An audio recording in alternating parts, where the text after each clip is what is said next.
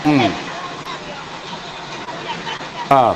Amo ni ang inawyatan ni tatay, amo ni ang 30 pesos So, Papa paano na, Dennis. permira klase na, dako na. Oo. Primera klase na na, tako na na. Oo. Di mayara masiguro da. 30. Ah. Primera, segunda. Yeah. Anda ko 40. Papa Dennis, ang primera kagang segunda, Hmm. 30. 30. Ang pinakadako gid is 40 Papa Dennis. Ang 40 pesos na bumukar lang lahing kung magaling na sa galabot nun sa 1 kilo, ano kada mo niya? Papa Dennis? Piligoy ng 40 pesos malang lahing kung magaling na siya, ano kada mo niya sina, galabot nun sa 1 kilo, kung nagaling na bala? Okay.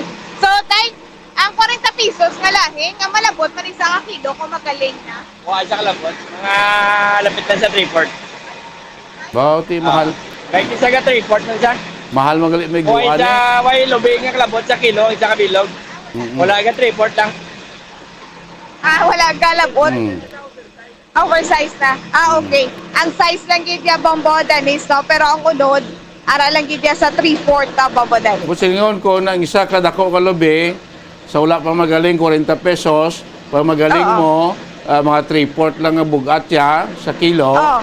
Butsingon kung mag-isa ka kilo, 40 guro, 3/4 kung mag-isa ka kilo, ito pilang kilo sa lobe bakto mo, 50 pesos. Oh, sa tatlo, ano gid Bombo Dennis, no? Malabot, duwagi guro ka, Oo. kung tatlo ka lahing nga Bombo Dennis, imo kinanglan. Hindi kung mag 3/4 sa isa kadako 40 pesos, Oo. kung magduwa kadalag ko, 80 pesos madalagan sa Okay. mga isa kag tunga sa kilo. Oh, Bukala. yes. Hmm. Sakto Bombo Dennis. Ang gwabe, tibot sino mahal-mahal gimana kasi kinandan. Tagpila mo lang kilo sa merkado, may arang magbaligya yang naputos nga nagaling ng lobe. Mostly sa normal do mga tag 30 pesos mo na ng kilo mo. Bali Bombo Dennis, ang per pack to gani nagbigat, ang nabutang na bala sa ice wrapper. 30 Bombo Dennis na ano na siya, no? Na Galing na. ano na gid saya.